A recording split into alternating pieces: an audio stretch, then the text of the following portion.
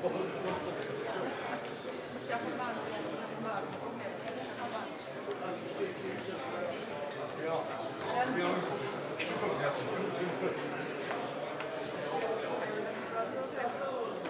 një kanë nëjë, për një, që të dyja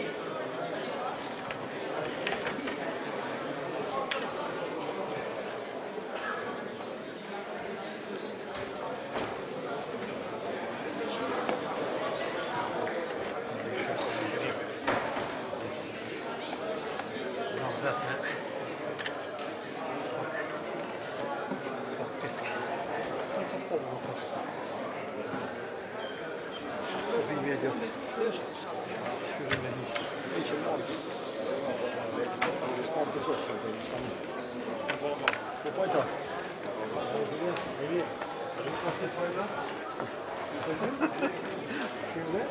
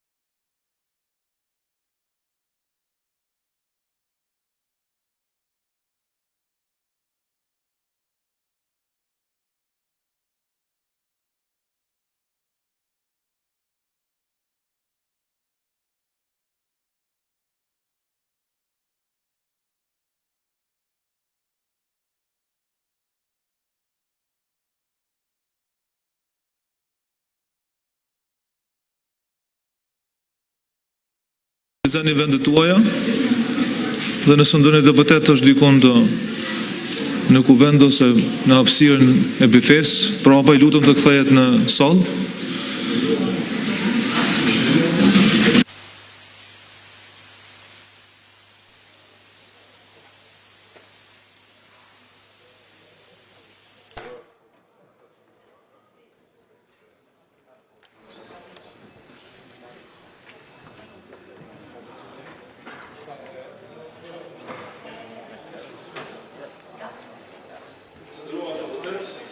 Ministër, të nderuar ministra, pjesëtarë të kabinetit qeveritar, po I hapim punimet e seancës së jashtëzakonshme plenare të Kuvendit të Republikës së Kosovës me kërkesën e 41 deputetëve të Kuvendit. Ju ftojmë që të votoni për prani.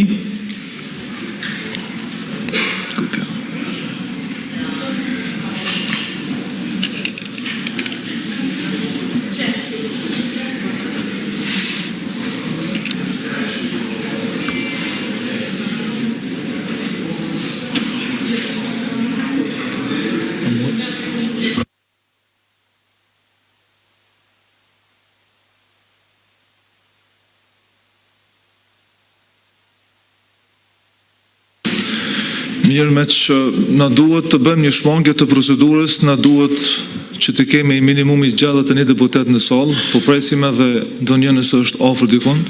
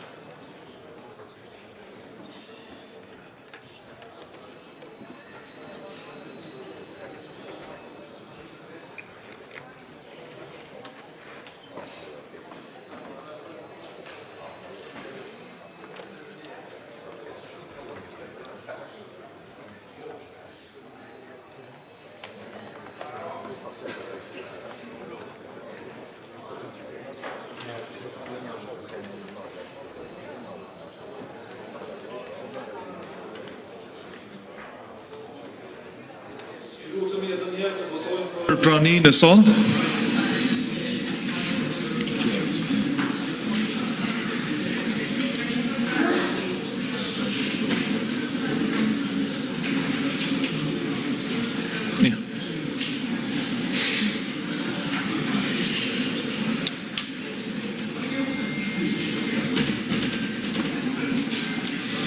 Gjatë gjashtë.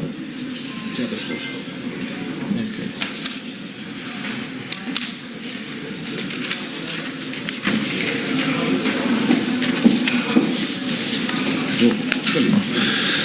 Mirë, atëherë konstatojmë se janë 67 deputet në sallë dhe plus të tjerë po vazhdojnë të vinë, ndërkohë ne vazhdojmë me rendin e ditës.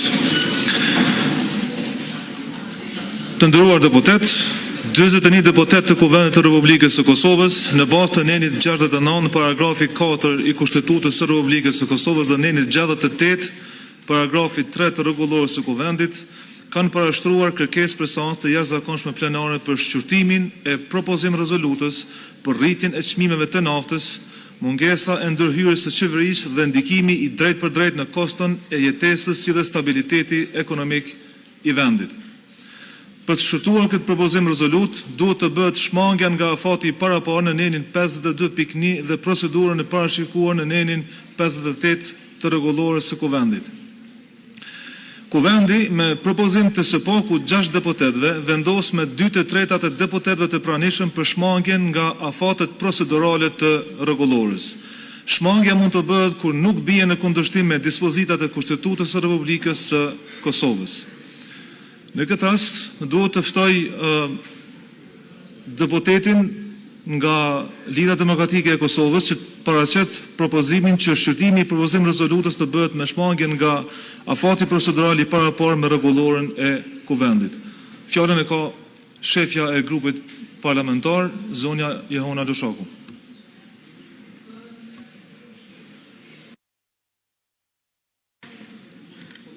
Të nderuar deputet, ne kemi paraqitur kërkesën për seancë të jashtëzakonshme me temë rritjen e çmimit të naftës dhe diskutimit rreth saj, prandaj ju kërkoj shmangje nga rregulloria me qëllim të prezantimit të rezolutës sonë. Faleminderit. I faleminderit. Radhën e kanë grupet parlamentare, nëse dikush ka për të thënë diçka lidhur me këtë kërkesë për shmangjen nga procedura. Duket që nuk kemi.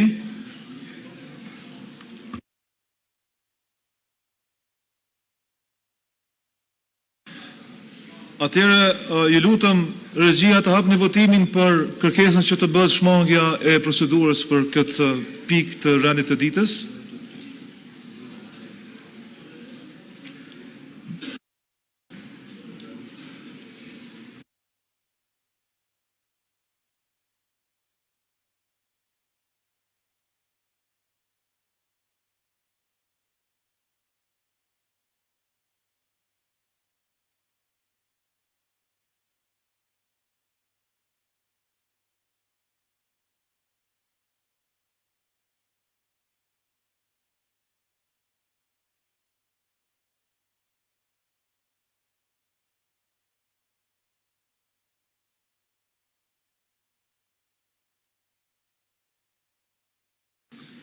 Mirë, kërkesa miratohet me 64 vota, asnjë kundër dhe asnjë abstenim.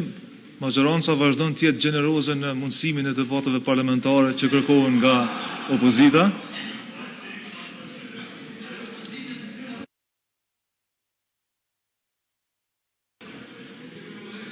Ftoj kryetarin e grupit parlamentar për të parashtruar rezolutën.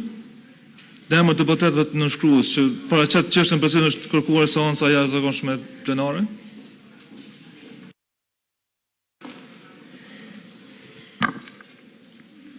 Të nderuar kolegë deputet, kemi thirrur sot këtë seancë të jashtëzakonshme për të diskutuar për rritjen e çmimeve të naftës, mungesës së ndërhyrjes së qeverisë dhe ndikimin e drejtpërdrejtë në koston e jetës si dhe stabilitetin ekonomik të vendit.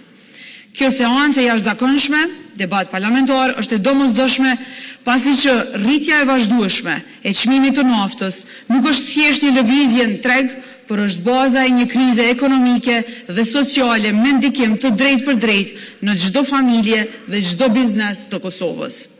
Duke marrë parasysh se edhe para ngritjes së çmimit të naftës, vendi përballej me një normë të lartë të inflacionit prej 6%, mbi këtë rritja e çmimit të naftës përkthehet automatikisht në rritje tutje të çmimeve të gjitha produkteve bazike dhe shërbimeve, pasi që ekonomia jonë varet kryesisht nga importi. Pra, nafta në Kosovë i ekonomisë.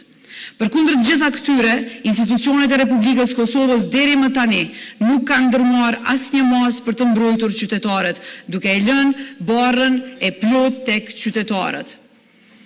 Është më se e qartë se Kosova importon naftë dhe çmimi i saj përcaktohet nga bursat ndërkombëtare, indikuar nga faktorë global, përfshirë tensionet gjeopolitike në lindjen e mesme.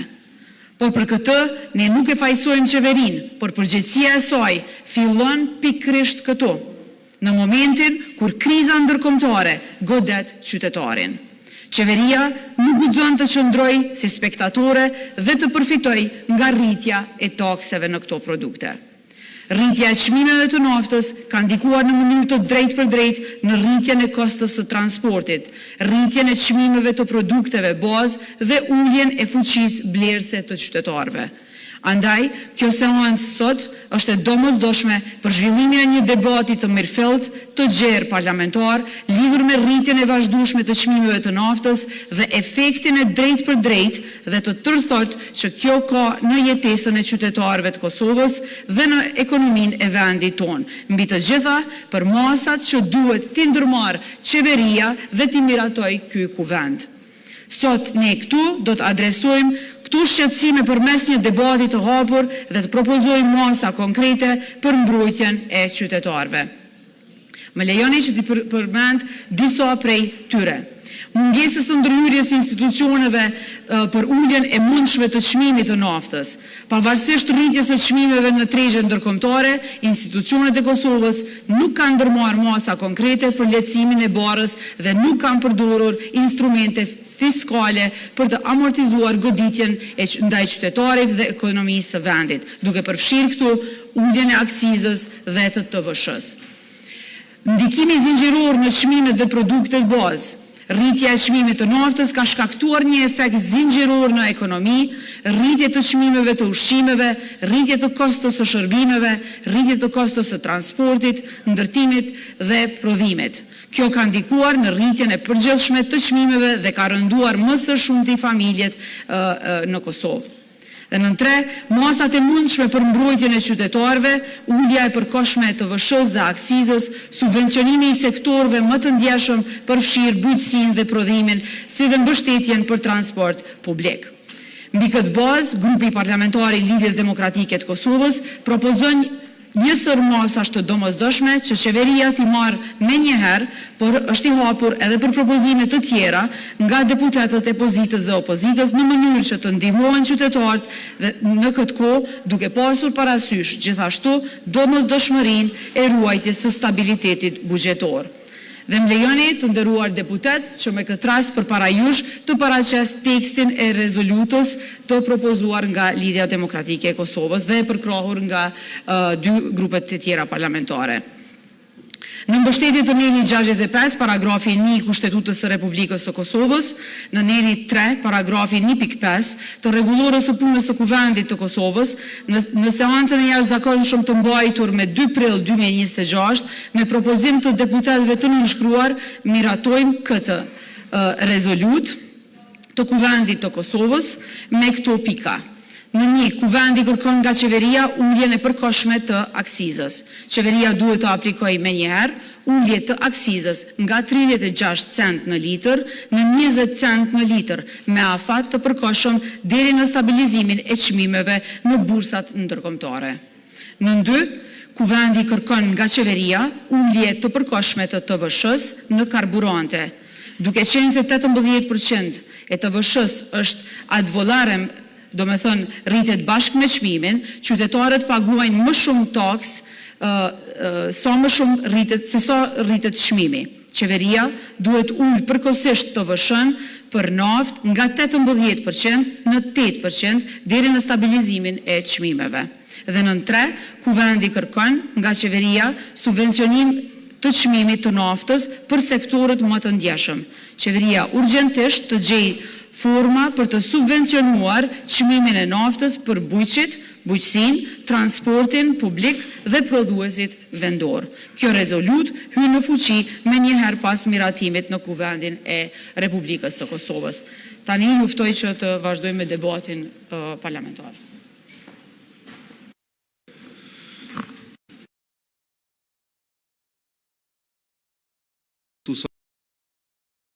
Përpara se të fillojmë diskutimin, vetëm një njoftim për deputetët të cilët nuk kanë përvojë parlamentare, ju them që 10 minuta janë në dispozicion për të dhënë fjalimet të juaja, ndërsa ata që tashmë kanë përvojë parlamentare vetëm po rikujtoj edhe le të qëndrojmë sa më rigoroz në respektimin e orarit, ashtu që të kemi një debat sa më të strukturuar. Po dy që tash kalojmë tek grupet parlamentare, respektivisht shefat e grupeve parlamentare ose ata që janë paraqit që të flasin në emër të grupeve parlamentare. Këtu nga lëvizja vetëvendosje e kemi deputeten Rozeta Hajdari dhe le të përgatitet të pastaj nga grupi parlamentar i PTK-s deputeti Betri Hamza.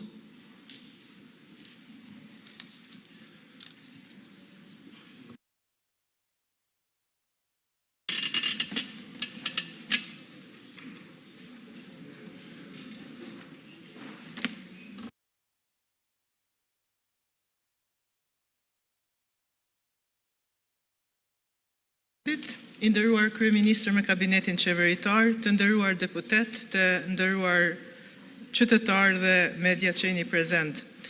Sot pra kjo seancë është thirrur me kërkesa që u prezantuan nga grupet parlamentare të opozitës dhe çfarë po propozohet në thelb, po propozohet pra ulja e përkohshme të TVSH ose akcize, subvencionimi i sektorëve më të ndjeshëm përfshirë bujqësinë dhe prodhimin si dhe mbështetjen për transportin publik dhe më shumë, por pa asnjë plan dhe se si do të kompenzohen ato. Le ta themi qartë, kjo mund të tingëlloj mirë për ju në aspektin partijak, ju deputet të opozitës, por është ekonomikisht e papërgjegjshme dhe politikisht populiste. Këto të hyra publike nuk janë abstrakte. Këto të hyra nga buxheti i shtetit janë paga për mësuesit, për mjekët, investime në infrastrukturë, mbështetje për familjet dhe për bizneset. Pra, pyetja është shumë e thjeshtë. Për rritjen e çmimeve të naftës i bartur nga inflacioni për shkak të krizave gjeopolitike, a jemi gati të themi qytetarëve se do të ulet mbështetja për familjet dhe bizneset dhe do të shkurtohen shërbimet publike për një masë që nuk garanton as ulje reale të çmimeve të produkteve të naftës, sepse le ta sqarojmë edhe këtë. Ne si grup parlamentar i Lëvizjes Vetëvendosje me qeverisjen tonë kemi ndërhyrë aty ku duhet. Kemi formalizuar tregun e naftës, kemi eliminuar kostot e panevojshme dhe kemi rritur transparencën. Këto janë masa që japin efekt real dhe afatgjat.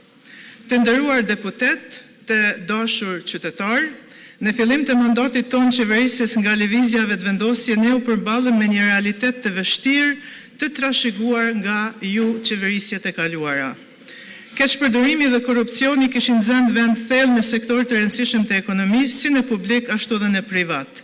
Këto dukuri nuk ishin të rastësishme, ato ishin të lidhura ngushtë me interesa të ngushta, me grupe dhe monopole të afërta me politikën që për vite me radhë kishin penguar zhvillimin e tregut të lirë dhe konkurrencën e drejtë. Gjatë 5 viteve të fundit dhe në vazhdim, ne kemi ndërmarrë hapa konkret për të identifikuar dhe eliminuar këto praktika të dëmshme. Kemi punuar për të krijuar një ambient ku të gjitha bizneset kanë mundësi të barabarta, ku konkurenca është e drejtë dhe ku zhvillimi ekonomik është i qëndrueshëm dhe në shërbim të qytetarëve. Një nga shembujt më domethënës të transformimi është pra sektori i naftës. Për më shumë se një dekadë, ligji i naftës kishte mbetur në pritje për miratim. Arsyeja ishte e qartë, lidhjet e forta me interesat monopoliste që përfitonin nga mungesa e rregullimit të tregut dhe transparencës. Sot, ju që e penguat këtë ligj të naftës, jeni në opozit, ndërsa ne kemi marrë përgjegjësinë për të reformuar këtë sektor rrënjësisht. Le të kujtojmë se ku ishim para vitit 2021.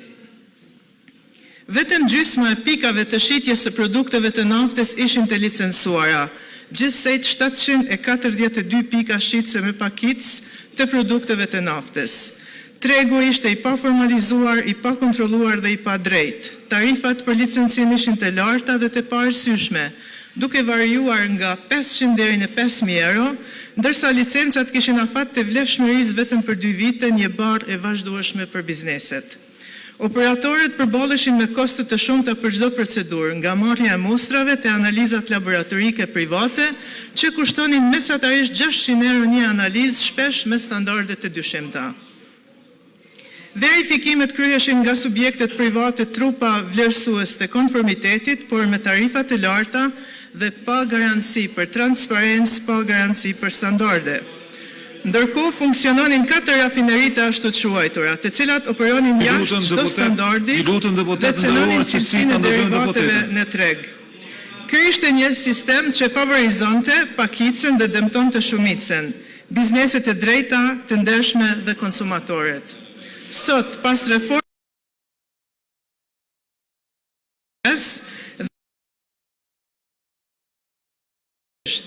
ne kemi miratuar ligjin e ri të naftës, duke vendosur standarde moderne dhe duke rikthyer kontrollin shtetëror aty ku duhet të jetë. Sot, 98% e pikave të karburanteve janë të licencuara. Kjo do të thotë se tregu është formalizuar. Kemi ulur tarifën e licencës në vetëm 50 euro, një reduktim drastik që lehtëson bizneset dhe nxit formalizimin. Po ashtu kemi zgjatur afatin e licencës nga 2 në 6 vite, duke ullur barën administrative dhe duke rritur stabilitetin për operatorët ekonomik. Një ndryshim thelbësor është eliminimi i kosteve të panevojshme dhe praktikave abuzive. Marrja e mostrave tani kryhet nga Inspektorati Qendror i Mbikëqyrjes së Tregut, që janë të certifikuar dhe pa asnjë pagesë për operatorët. Analizat laboratorike realizohen në laboratorin publik të doganës së Kosovës dhe bizneset e rregullta nuk penalizohen.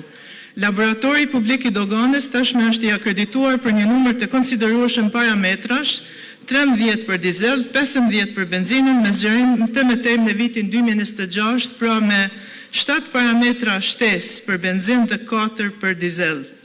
4 rafinerit e vjetra janë mbyllur, duke eliminuar burimet e karburanteve me cilësi të dobët dhe jashtë standardeve. Gjithashtu kemi miratuar një ser vendimesh rregullative që adresojnë çështje kyçe si kontrolli i çmimeve dhe siguria në transportin e produkteve të naftës dhe po ashtu vazhdojmë tutje me këto vendime. Rezultatet janë të qarta dhe të matshme. Kemi arritur formalizim të plot të tregut, kemi ullur ndjeshëm kostot për bizneset, kemi rritur cilësinë dhe sigurinë e derivateve, kemi eliminuar praktikat e pastandardizuara dhe abuzive. Kemi forcuar mbrojtjen e konsumatorit dhe mbi të gjitha kemi krijuar një treg më transparent, më konkurrues dhe më të drejtë. Kjo nuk është vetëm një reformë sektoriale, është një dëshmi se kur ka vullnet politik, ndryshimi është i mundur. Ne kemi treguar se shteti mund dhe duhet të jetë garancion i rregullit, i drejtësisë dhe interesit publik. Angazhimi ynë mbetet i palekundër për të vazhduar me reforma që luftojnë korrupsionin, që forcojnë institucionet dhe që ndërtojnë një ekonomi të shëndosh për të gjithë qytetarët. Faleminderit.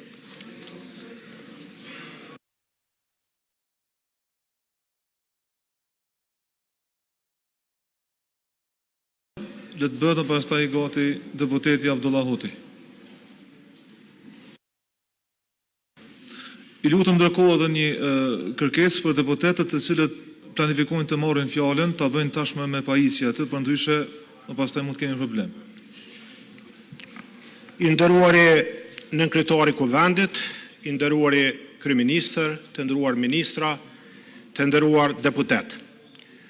Krizat ekonomike kanë edhe zhvillime ciklike. Vijnë prej faktorëve të brendshëm dhe të jashtëm dhe zakonisht nuk vijnë prej faktorëve të njëjtë. Edhe kësaj radhe, situatën që ndodhëm është rezultat i faktorëve të jashtëm, mirë po, çka dallon? Dallon se qeveritë e vendeve përkohëse a janë aktive, a morrin mosa, apo janë veshgues pasiv sikurse në rastin konkret. Dhe borën e paguajnë qytetarët e vendit. Çmimi i naftës është në ngritje e sipër.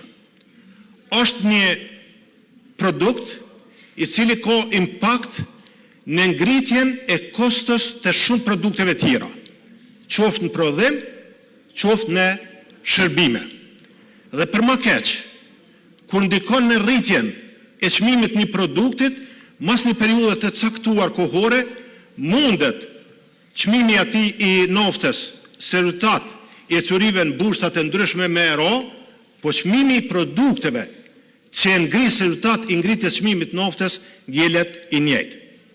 Prandaj, qeveria nuk është duke e marrë në konsiderat ndikimin dhe impaktin e kësaj dukurie në përkeqësimin e standardit jetesës qytetarëve. Kjo vazhdon me i varfëruar qytetarët e Kosovës. Qeveria nuk është i lexuar mirë as zhvillimet dhe indikatorët makroekonomik dhe financiar. Kemi edhe raportin e Fondit Monetar Ndërkombëtar. Nuk është që thot diçka tjetër më shumë se që ja kemi thonë na këtu, po e konstatojnë edhe ata. Rritja ekonomike për vitin 2025 vlerësohet se është 3.6, që është më e ulta e viteve të fundit, në nivel i rritjes ekonomike i cili është i pamjaftueshëm me adresue nevojat dhe sfidat e ekonomisë të Kosovës. Për më keq, parashikimet janë edhe më të zbehta, ku për vitin 2026 parashikohet rritje ekonomike prej 3.3%. Inflacioni, për me thonë gjuhën popullore, rritja e çmimeve dhe përkeqësimi i standardit jetesës qytetarëve të Kosovës, varfrimi i qytetarëve të Kosovës. Shkurt të vitit 2026, krahasim me shkurtin e vitit paraprak, është 6%. Prandaj, ne e përkrohëm çdo mos e cila shkon në drejtim të përmirësimit standardeve qytetarëve të Kosovës, kategorive ndryshme të Kosovës, por rritja për një përqindje caktuar e pagave, pensioneve apo çfarë do kontributi, nuk po është rritje, nuk po është as nivelizim, nuk perun as vlerën e njëjtë parave në raport me periudhën paraproke. Do të thotë, inflacioni vazhdon, norma e rritjes ekonomike nën 4%. Ndryshimet, trap raportit po e referona, ndryshimet strukturën e shpenzimeve e ka përkeqësuar strukturën e shpenzimeve të buxhetit të Kosovës, në dëm të investimeve kapitale, në dëm ku aty paroja publike e jap efektin e vet më të madh në periudhë afatgjate. Dhe kryesisht janë shpërndo paro ku kërkohet më shumë targetim i skemave sociale.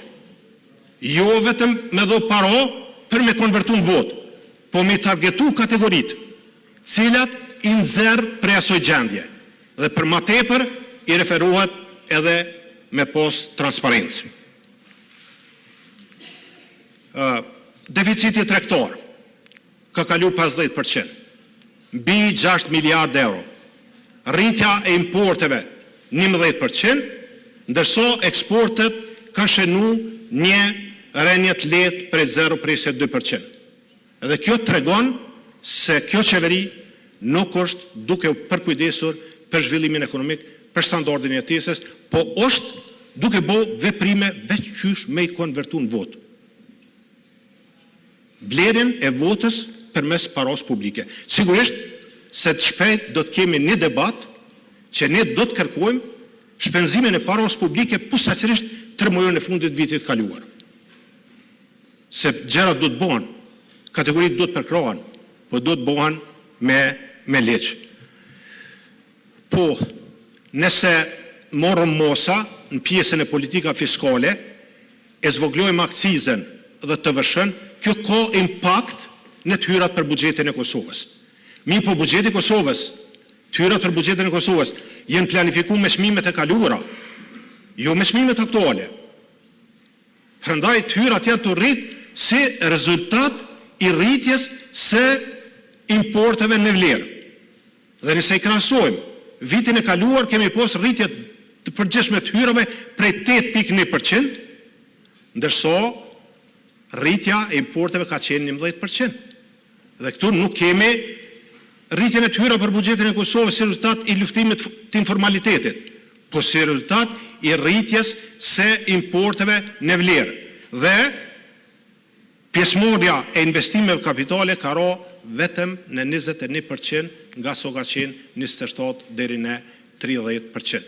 Prandaj ne po kërkojmë prej qeverisë me qëllim të mbrojtjes standardet jetesës të qytetarëve të Republikës së Kosovës, që të merr mosa, që të merr vendime, jam i vetëdijshëm që për me i bë disa ndryshime, ndoshta kërkojnë edhe ndryshime, jo ndoshta, po kërkojnë ndryshime ligjore. Por ne jemi këtu si deputet me i përkra ndryshimet ligjore me kusht që ato me qenë edhe të përkohshme, po me mbrojt standardin e jetesës qytetarëve të Kosovës. Për shkak se vlera për paror nuk është e njëjtë. Sot nuk janë 100 euro të njëjta që kanë qenë para 4 viteve. Sot 100 euro që ke mujt me ble gjëra para 4 viteve, sot mundi blen as me 150. Prandaj mos flasim veç për vlerën nominale për paro, po të flasim edhe për vlerën reale për paro. Dhe ne, si grup parlamentar i Partisë Demokratike të Kosovës, e përkrahëm rezolutën me propozimin që të hiqet akciza përkohësisht deri të kep stabilizim çmimeve dhe të përshkallëzohet TVSH-ja me qëllim që çmimet e naftës të bëhen nivel të ulët. Paramendoni, dhe po e përfundoj, paramendoni situatën kur ngritet çmimi i biletave. A beson dikush që ullet nofta dhe kthehet çmimi mbi biletave të transportit në nivelin paraprak? Jo, këtu ngelen. Prandaj qeveria nuk është duke vepru, po është duke u sill si një veshgues pasiv dhe kryesisht e koncentruar dhe fokusuar a dolin thonë ndikohen të hyrat e buxhetit. Ja, të hyrat e buxhetit ndikohen, mirë po buxheti është planifikuar me nivelin paraprak të çmimeve të naftës dhe të artikujve tjerë. Faleminderit. Faleminderit deputeti Hamza. Fjalën e ka deputeti Abdullah Hotin nga LDK-ja dhe flet në emër të grupit parlamentar të LDK-s.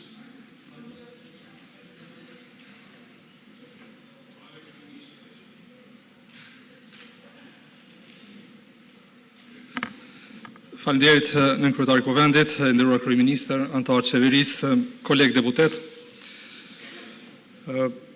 Çmimet e derivateve janë rritur me 40% krahasuar me datën 28 shkurt kur ka nisur sulmet në linjën e mesme. Dhe normalisht me njerët pas kësaj kostot e prodhimit dhe të operimit e bizneseve kanë filluar të barten tek çmimet e konsumit edhe tek çmimet e produkteve të ndërmjeme.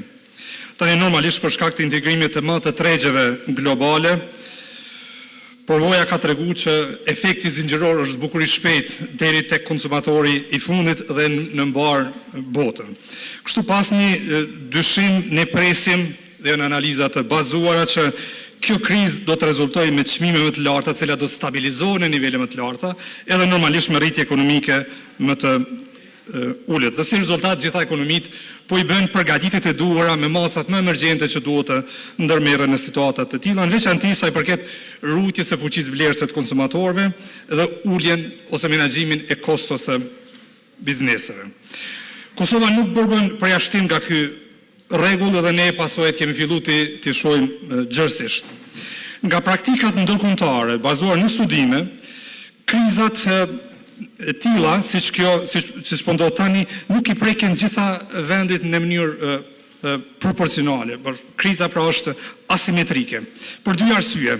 Ekonomitë që karakterizohen me import të lartë, në veçantë me importin e energjisë, prekin më shumë se sa ekonomitë e tjera. Dhe e dyta, ekonomitë me të ardhura të ulta prekin gjithashtu më shumë, pasi në këto ekonomi, statistikat e FMN-s tregojnë që 36% e shpenzimeve të konsumit shkon për ushqime, krahasuar me 20% për ekonomitë në zhvillim dhe vetëm 9% për ekonomitë e avancuar. Dhe sigurisht në bazë të zonave Kosova i përmbush të dyja këto kushte për të prekur proporcionalisht më shumë se sa ekonomitë e tjera.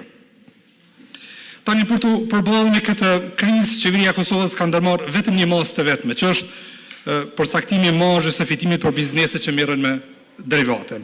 Ndërka çgama e gjerë masave të nevojshme që duhet të ndërmerren në rastet e tilla nuk është konsideruar dhe kjo është pak e çuditshme kur po përballemi me 40% rritje të çmimit të derivateve. Për informim, vetëm mes datës 2 dhe 3 prill, pra dje dhe pardje, çmimi i naftës është rrit me 14%, çmimi i furnizimit në burim është rrit me 14%. Tani, kjo masë e qeverisë ne vlerësojmë që nuk është adekuate për dy arsye. Arsyeja e parë është caktimi i marzhës së fitimit e mban fitimin e biznesit brenda një kufiri të caktuar, por kjo ju mundson bizneseve që çdo rritje në tregjet ndërkombëtare ta bartin plotësisht tek konsumatori i fundit. Me këtë masë, bizneset nuk kanë nxitje për ulje të shpenzimeve. Kështu që konsumatori në vend që të mbrohet, në fakt ai e bart plotësisht barrën e rritjes së çmimit. Dhe e dyta, përvoja dëshmon se në intervenimet e tilla që janë duke tërhequr për qytetarët, në fakt e përkeqësojnë situatën. Pse e bëjnë këtë? Këto lloj intervenimesh bëjnë që në pamundësi të operimit brenda marzhave të fitimit të përcaktuara nga qeveria, disa biznese dalin nga tregu. Rrjedhimisht konkurenca dëmtohet pasi tregu koncentrohet në më pak biznese. Ato biznese që mbesin në treg tash mund të përballojnë marzha më të ulta për shkak të ekonomizimit të shkallës, e cila nuk kupton që rritja e çarkullimit, që rezulton pra nga rritja pjesëmarrëse e këtyre bizneseve në treg, i ul kostot mesatare për njësi dhe rrjedhimisht këto biznese përballojnë marzha më të ulta ndërkohë që fitimi i tyre rritet. Cili është roli ligjor dhe kushtetues i qeverisë në raste të tilla? Janë 3 detyra që ka, 3 obligime që ka qeveria. E para është të mbrojë konsumatorin duke marrë përsipër vetë një pjesë të barrës, ndërkaq pjesën tjetër ta shpërndajë proporcionalisht në shoqëri. E dyta të parandaloj sjelljet abuzive në treg që mund ndodhin në situata të tilla dhe të ruaj konkurrencën, dhe e treta të punojë ngushtë me bizneset për përballim të situatës. E kemi vetëm një masë që është ndërmarrë deri më tash që parafërsisht e adreson obligimin e dytë që ka qeveria, që është abuzimi me çmimet në treg. Tani cilat janë masat konkrete që duhet të ndërmarrë qeveria, cilat u prezantuan nga kryetarja e grupit parlamentar të LDK, dhe në vazhdim atyre masave unë po i elaboroj masa që i kemi propozuar në rezolutë dhe kërkoj nga ju që të mbështetni. E para është inspektimi i tregut. Ne kemi inspektoratin e tregut, i cili duhet të aktivizohet plotësisht për të monitoruar tregun edhe për të nxjerrë informata për 2 çështje kryesore. Sa po rritet çmimi i furnizimit në baza ditore dhe deri në çfarë mase kjo rritje po bartet te konsumatori i fundit. Për këtë duhet bëhet raport i detajuar në baza ditore. Dhe në këtë raport ne duhet kemi këto informata. Kush janë importuesit?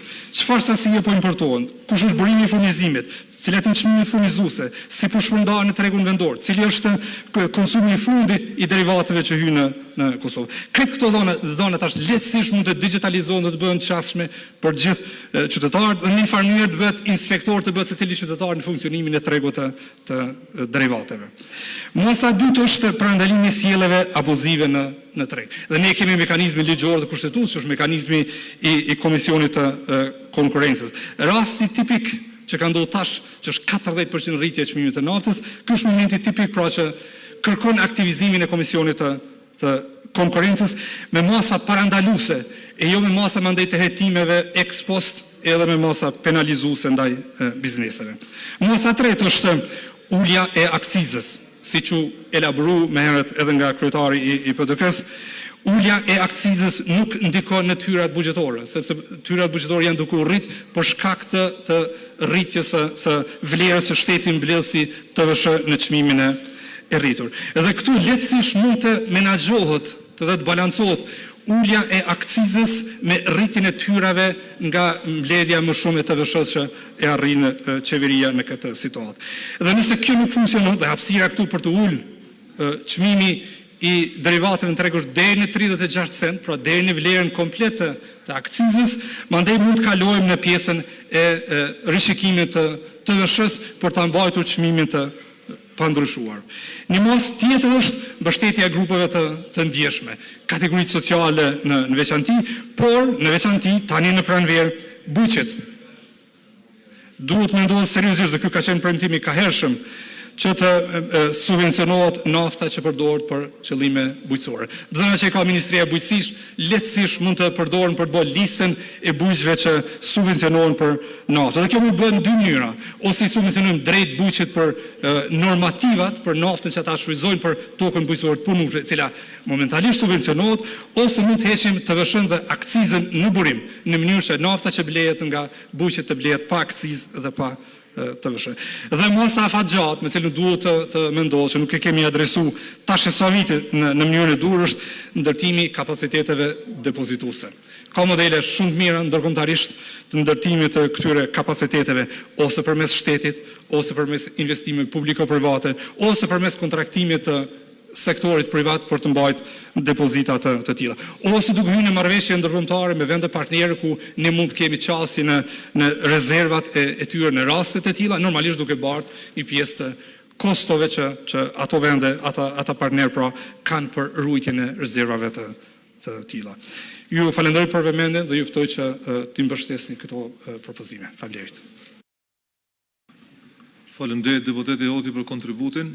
Tash radhën e kanë këta që nuk janë këtu, jo befasisht, pra lista sërbe, e mes nuk janë këtu, vazhdoj me grupin multietnik, përfaqësuesin deputetin Emilia Rexhepi, njëkohësisht nën kryetare e Kuvendit. Fjala është për ju.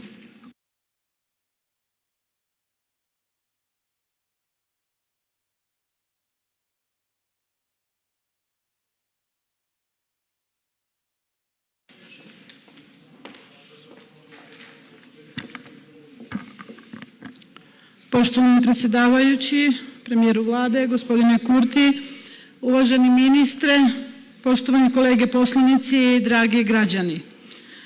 Rast cena naftnih derivata je jedno od najvažnijih pitanja ne samo danas, jer direktno utiče na život građana i rad naše privrede. I ovo nije apstraktan problem, ovo je svakodnevna realnost svake naše porodice i svakog preduzetnika na Kosovu. Te moramo biti iskreni prema svim našim građanima da uzrok ove situacije nije samo kod nas na Kosovu, nego se radi o globalnim poremećajima na energetskim tržištima koji su pogodili skoro sve države u regionu, ali i u svetu. Međutim, i pored svega toga, naša odgovornost je da tim posljedicama upravljamo na pametan, efikasan i najbolji mogući način. Poštovani građani, važno je reći da je vlada do sada pokazala određenu fiskalnu disciplinu i izbjegla kratkoročne populističke poteze. Današnja odluka vlade o zaštitnim mehanizmima je za svaku vrstu pohvale, ali i dalje sam mišljenja da stabilnost budžeta ne sme biti naš jedini cilj. Moramo paralelno raditi na zaštiti građana i privrede od rasta svakodnevnih troškova. U ime parlamentarne multietničke grupe, ali i kao narodni poslanik Bošnjačke zajednice, želim posebno da istaknem da sve nevećinske zajednice i socijalno ugroženi građani još teže podnose ovaj rast cena. Za njih svako poskupljenje goriva znači direktan udar na osnovne životne potrebe i zato smatram da hitno svi zajedno moramo delovati kroz konkretne mere kao što su uvođenje ciljanih subvencija za socijalno ugrožene građane, uvođenje vaučera ili direktnih novčanih isplata za pokrivanje dela troškova goriva i energije domaćinstvima, najugroženijih grupa građana, samohranih majki i penzionera. Privremeno, ali obavezno povećanje socijalnih davanja i minimalnih penzija našim penzionerima da uvrstimo kao prioritet. Privremeno ukidanje ili smanjenje akcize za gorivo kako bi se cena svakodnevnih troškova naših građana umanjila. Prioritet je pojačati ulogu autoriteta za konkurenciju Kosova koji mora aktivno da prati naše tržište, kažnjava zloupotrebu dominantnih položaja, istražuje razne vrste nepravilnosti, daje preporuke institucijama i sarađuje sa međunarodnim partnerima, ali i veća transparentnost tržišta naftnih derivata. Dame i gospodo, ako ne reagujemo na vreme, rizikujemo ozbiljne posljedice za poljoprivredu, industriju i transport, što može ugroziti celokupnu našu ekonomiju. Poštovani kolege poslanici, narodni predstavnici, ovo nije vreme za političke rasprave i naše međusobne prepucavanja, ovo je vreme za konkretne rješenja gdje naši građani danas od nas ne očekuju samo priču, nego očekuju rezultate i zato verujem da svi mi zajedno kroz saradnju sa vladinim predstavnicima i opozicije možemo upravljati ovom situacijom na najbolji mogući način. I na samom kraju dozvolite mi kolege poslanici da spomenem da naša obaveza nije samo da danas o tome govorimo, već da ponudimo jasna i održiva rješenja u interesu svih naših građana. Zahvaljujem se. Faleminderit deputet Jara Gjepi.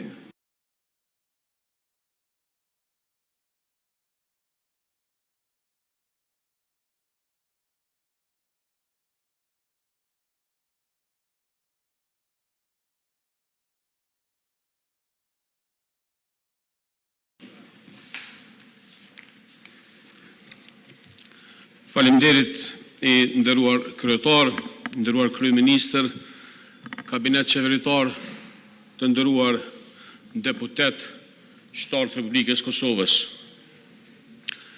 Sot në një seancë që është bukur me një temë të rëndësishme, të cilën e kemi ngritur ne si opozit, ndërsa rezolutin e ka propozuar Lidhja Demokratike e Kosovës, në fakt nuk po flasim vetëm për çmimin e naftës.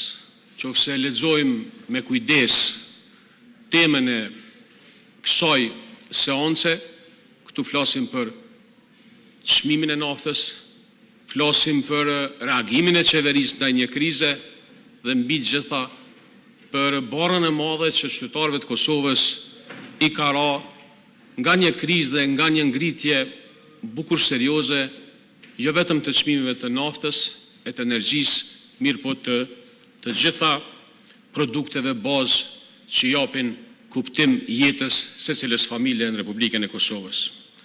Pra sot nuk po flasim vetëm për rritjen e çmimeve të naftës. Sot, ndërsa ne po përballemi me një sfidë globale, realisht në këtë kuvend po e rikthejmë një problem serioz të brendshëm, që lidhet drejt për drejt me kulturën e një papërgjegjësie serioze të kësaj qeverie.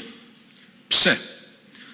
Për vite me radhë kemi parë se sa herë që ky vend përballohet me kriza, kjo qeveri në vend se të ofrojë zgjidhje, të ulet, ta diskutoj brenda mundësitë reale, kërkon mundësi dyqysh me kriju një par përfitimi, mu viktimizue mrena kabinetit dvetë.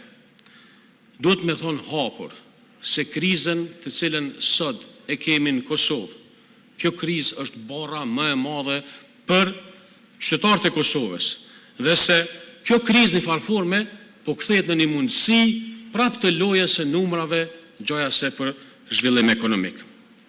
Pse po e thëmë këtë?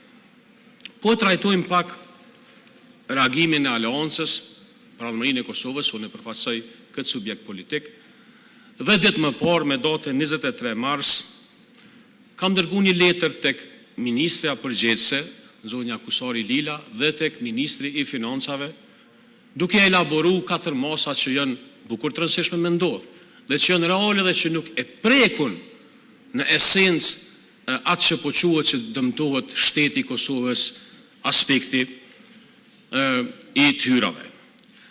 Kosova e ka aksizën 33.5%. Sot çështjen më të vogël që e kisha prit, reagimin më të vogël që e kisha prit prej kësaj qeverie, prej këtij kryeministri, është me ardhmë një amandament, edhe qysh po kërkojnë me bë përjashtim për ligjet caktuar, me bë përjashtim na me votu një amandament ku akcizën e zvoglojmë dhe ose e largojmë totalisht, këtë kishë mujt me e diskutu derisa kriza të përballohet. Çështja e dytë lidhet me aspektin e dytë që ne e kemi trajtuar në kërkesën tonë, letrën dërguar qeverisë, është me TVSH-n. Nderuar qytetarët e Kosovës, për një litër naftë, qeveria e Kosovës i merr 18%. Në planifikimin buxhetor të këtij viti, për shkak të rritjes së çmimit, edhe në qoftë se ish zvoglu për 50% TVSH-ja për naftë, prap tyra do të ishin qysh janë planifikuar, për shkak se u rrit çmimi.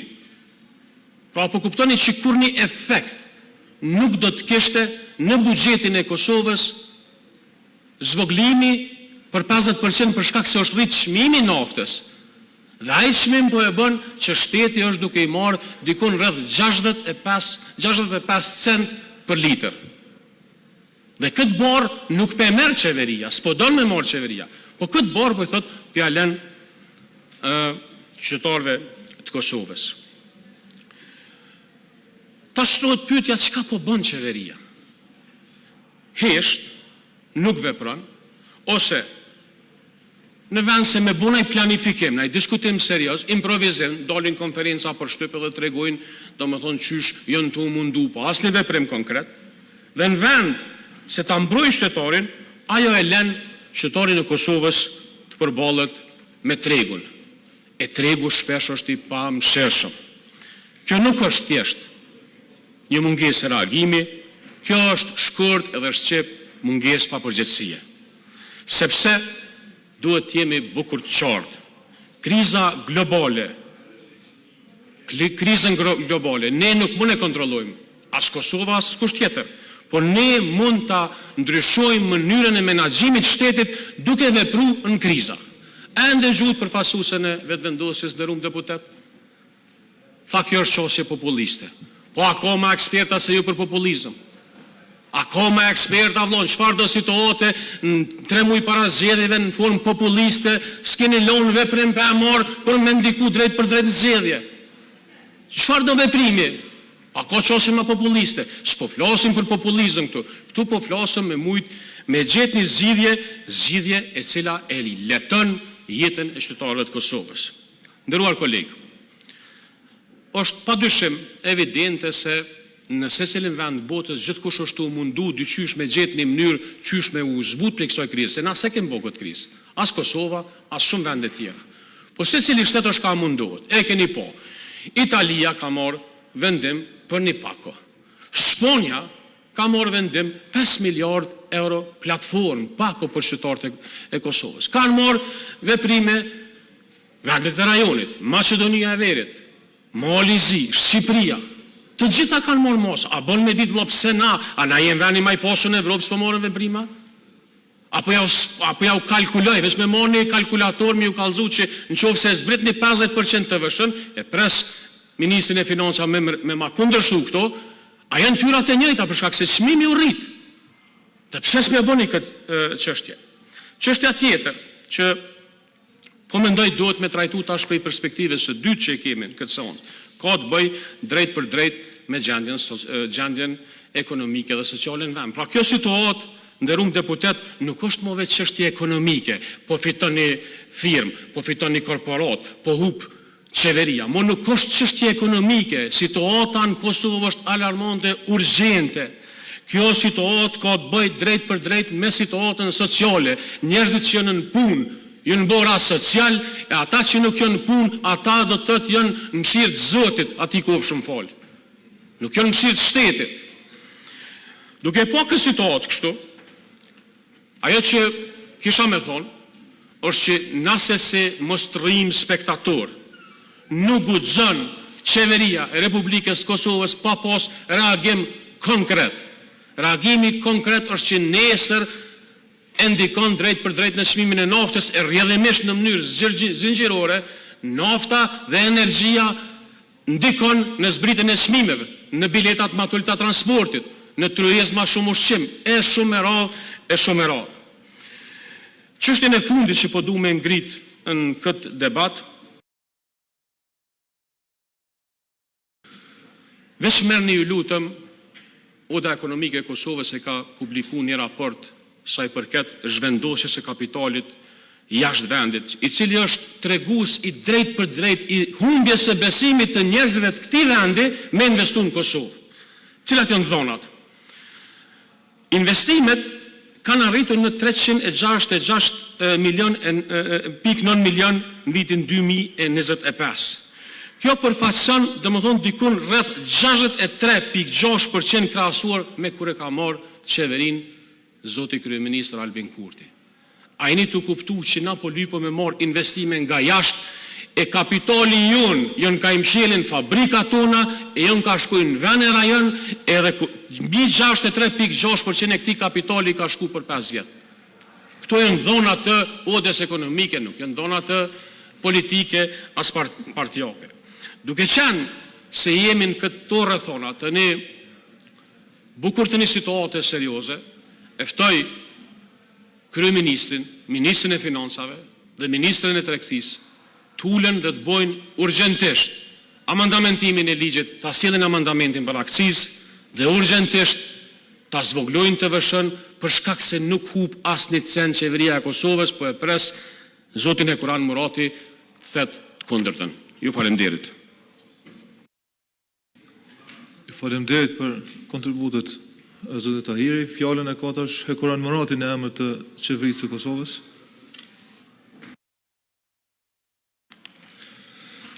Faleminderit i nderuar kryesuesi i seancës. Fillimisht për të adresuar disa çështje që u ngritën nga përfaqësues të grupeve parlamentare, sa i përket raportit të FMN-s, i nderuar zotri Hamza, po e vërtet që vitin e kaluar rritja ekonomike është për llogaritur tjetë 3.6%, por kjo, edhe sipas raportit e konfirmuar, është për shkak të mos funksionimit të plot të institucioneve. Siç e dini, pra vitin e kaluar, për gjatë gjithë vitit, ku vendi Republikës së Kosovës nuk ka qenë në funksion efektiv dhe ka pamundsuar shumë prej reformave e madje edhe miratimin e shumë prej marrëveshjeve ndërkombëtare që do t'i jepnin impuls shtesë ekonomisë së vendit. Sa për krahasim, në vitin 2018, kur ju keni qenë ministri i financave, pa asnjë krizë, me parlament funksional, me qeveri funksionale, rritja ekonomike ka qenë veç 3.4%. Pra më e ulët se sa ne që kemi pasur kur ka pas kuvend jo funksional. Sa i përket pagave, u tha që nuk janë rritur e pa vërtet gjithashtu, pra në sektorin publik pagat janë rritur 45%, duke mos llogaritur këtu edhe pagën e 13%, pra që sa po është dënë, ndërka që paga minimale nga niveli 170 euro që kemi gjetur, aktualisht është 425 euro dhe në korrekt të këtij viti bëhet 500 euro. Pra 3 fishim gati i pagës minimale në sektorin privat. Në atë që tha deputeti Hoti, dëgjova teksa u aqojti hallin bizneseve të vogla të naftës të cilat mund të përjashtohen nga tregu si pasojë vendosjes së marzhës së fitimit. Tani unë këtë kam problem ta kuptoj koherencën e argumentit sa i përket ndërhyrjes apo mos ndërhyrjes në treg nga ana e qeverisë, sepse kjo është pikërisht definicioni i tregut eficient, ku bizneset jo eficiente dalin nga tregu. Dhe konsumatori nuk do duhet ta paguante me kosto shtesë ineficiencën apo keq menaxhimin e bizneseve të caktuara. Sa i përket deputetit Tahiri, u tha që shtetet tjera kanë marrë masa, vërtet, sepse kanë pasur taksat shumë të larta. Ne si qeveri nuk kemi ndryshuar as akcizën, as TVSH-n, pra nuk i kemi rritur.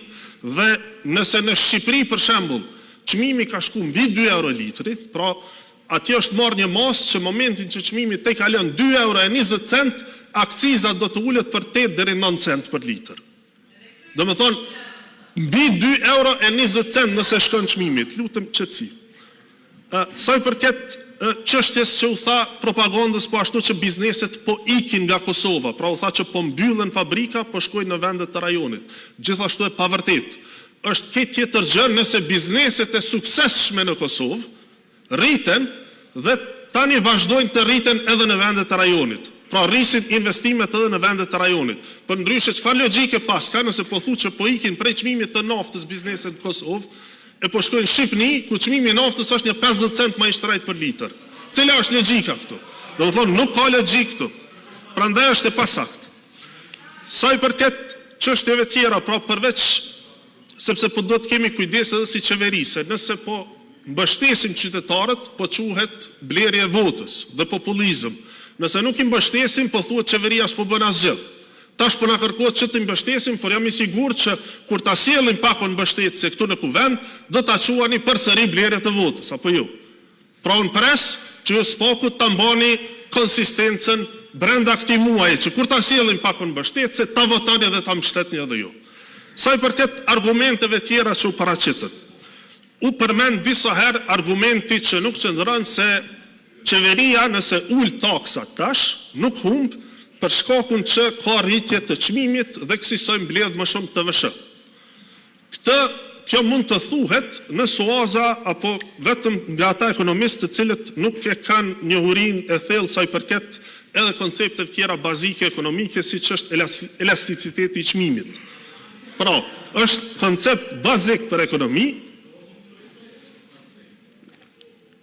i cili po huqet nga shumë prej ekonomistëve të opozitës. Nëse i shohim shifrat, sepse u tha që hyrat janë parashikuar me çmimet të vitit kaluar, ndërka që tash me qenë se është rrit çmimi ka më shumë hyra, prandaj edhe ulja e akcizës apo të TVSH-s nuk do të ndikonte negativisht në uljen e hyrave.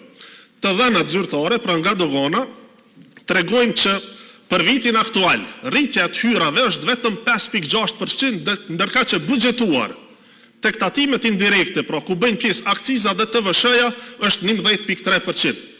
Pra 11.3% është rritja e buxhetuar, ndërka hyrat janë rritur vetëm 5.6%, që nënkupton rritje nën trendin e buxhetuar. Pra tashmë jemi në mungesë buxhetore sa i përket akcizës dhe TVSH-s nga nafta. Po për më tepër, për ta dëshmuar pra konceptin bazë të elasticitetit, pra të çmimeve dhe raportit me kërkesën, E kam këtu edhe raportin sa i përket 15 ditëve të fundit, pra të muajit mars. Përderisa e vërtet që në TVSH mund të jetë mbledhur 7 deri 8 cent më tepër për litër, sasia e të kurrër e blerë e naftës, si rezultat i rritjes enorme të çmimit në bursa, ka ndikuar që të bjerë pra në nivel të sasisë. Prandaj, nëse krahasojmë periudhën 15 mars deri më 31 mars të këtij viti me vitin e kaluar, e shohim që ka 1 milion euro më pak taksa të mbledhura me periudhën e njëjtë, për shkak se sasia është 6 milion litra më pak. Pra 6 milion litra më pak. Pra kuptojeni konceptin bazë të ekonomisë sa i përket elasticitetit të çmimeve dhe raportit me kërkesën që çmimet kanë kur ato rritën. Prandaj të thuhet që qeveria po mbledh më shumë të hyra sepse është rritur çmimi, është e pavërtet edhe faktikisht. Pra përveç se konceptualisht në mungesë të njohurive bazë. Sa i përket argumenti tjetër që u tha se rritja e çmimit të naftës nënkupton edhe transferim të rritjes tek çmimet e tjera. Kjo ndodh çdo kund, por problemi është që mbajtja e çmimit të naftës në shitje me pakicë në nivel të ulët, jo domosdoshmë ndikon në ulje të çmimeve të tjera. Këtë e konfirmoi edhe zotri Hamza në një nga argumentet e tij që i përmendi.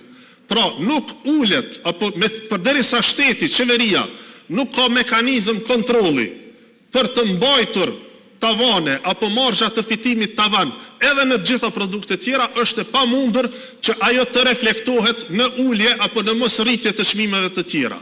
E kemi rastin konkret kur ju keni qenë qeveri, është ulur TVSH-ja për sektorin e gastronomisë.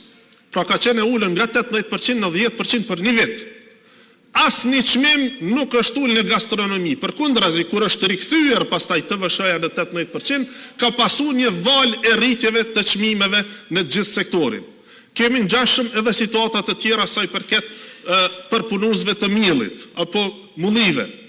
Përderisa çmimi i grurit pati rënë në vitet e kaluara në 20 cent për kilogram, çmimi i miellit nuk e pat ndjekur të njëjtin trend, sepse vendet e rajonit kishin tregun e liberalizuar të energjisë elektrike, energjia elektrike ishte më shtrejt atje, prandaj rezultonte çmimi i prodhimit të miellit më shtrejt, përkundër që gruri ishte ulur. E njëjta gjë pra reflektohej edhe në Kosovë, vetëm se tregtarët apo prodhuesit të miellit e rritën marzhën e fitimit. Dhe më thonë, me gjithë se kishin çmimin e energjisë shumë më të ulët se sa rajoni, çmimin e shitjes së miellit e mbanin të njëjtë me çmimin e importit. Pra vetëm i kanë rritur marzhat. Kjo është ajo çfarë rezulton. Prandaj kem thënë edhe një herë te ajo mungesa e koherencës së argumenteve nga opozita. Pra kur një opozit e cila në emër të mos ndërhyrjes në tregun e lirë kishte çuar gjykatën kushtetuese ligjin për çmimet tavan, sot e kemi thotë i kërkojmë qeverisë me rezolut ndërhyj në treg. Pra ndërhyj në treg, thoi. A më këtu nuk e kanë për qytetarët. Nuk e kanë për qytetarët, e kanë për bizneset që i mbështesin këto parti.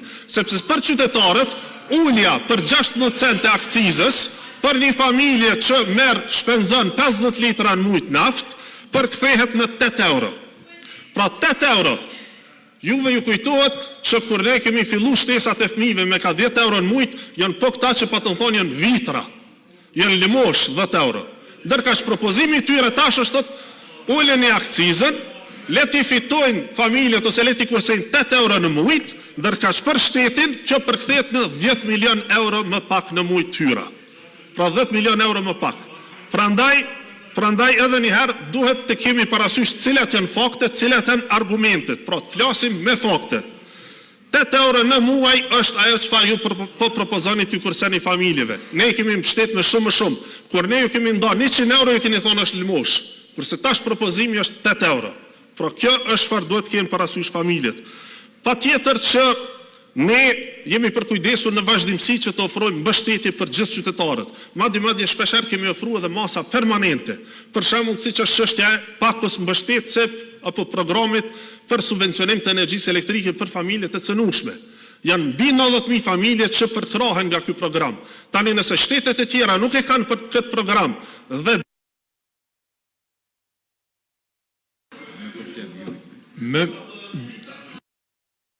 Me mirë kuptim atëherë, 2 minuta shtesë nga regjia, i lutëm për ministrin. Prandaj, Shtetet tjera, nëse nuk i kanë pasur këto programe permanente dhe do të marrin vendim tash, s'kemi çfarë të bëjmë, le t'i marrin dhe i mirëpresim ato vendime, por ne kemi programe të tilla. Normalisht u përmend edhe çështja e bujqve, u tha që bujqit duhet subvencionohen. Kjo tash më vjen keq që deputetët e kuvendit janë kaq të painformuar. Ka tashmë 3 vite, duhet të jetë viti 4 që bujqve u subvencionohen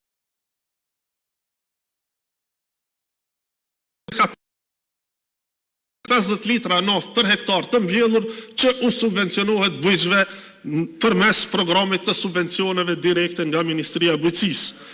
Kemi pas edhe shtesat e fëmijëve që pashtu prapë po them, janë rritur në vazhdimsi dhe do të rriten. Kemi rritur pagat, pensionet dhe jemi në shqyrtim gjithashtu edhe të mundësisë për një skemë të re sa i përket transportit publik që po e shqyrtojmë me ministrit përkatëse. Megjithatë duhet kemi parasysh që duhet ketë edhe mekanizma kontrollues sa i përket kësaj çështje. Pra, po e them edhe ne jemi të gatshëm si qeveri, ne madje kemi edhe në premtimin ton para zgjedhjeve të kaluara që do ta sjellim këtu pakon për përballje me inflacionin 2.0 në vlerë prej 200 milion euro, shumë shpejt do ta keni në kuvend dhe presim mbështetjen edhe nga ju. Faleminderit shumë. Mirë.